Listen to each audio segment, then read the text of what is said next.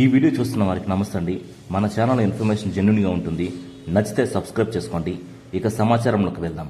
అంగన్వాడీలకు కూటమి ప్రభుత్వం త్వరలో తీపి కబురు అందించనుంది.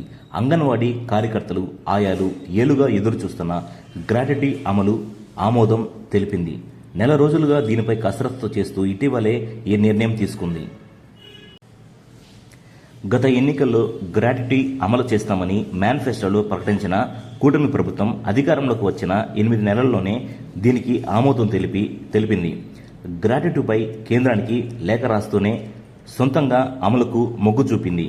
ఎమ్మెల్సీ ఎన్నికల కోడ్ ముగిసిన తర్వాత అధికారికంగా జీవో ఇవ్వనుంది. గ్రాట్యుటీ అమలుతో రాష్ట్ర ప్రభుత్వంపై ఏటా అదనంగా 10 కోట్ల రూపాయల భారం పడే అవకాశం ఉందని అధికారులు లెక్కగట్టారు. ఈ నిర్ణయంతో 1,00,000 మంది అంగన్వాడీ కార్యకర్తలు, ఆయాలకు ప్రయోజనం కలగనుంది. ఏడాదికి 20 కోట్ల వ్యయం.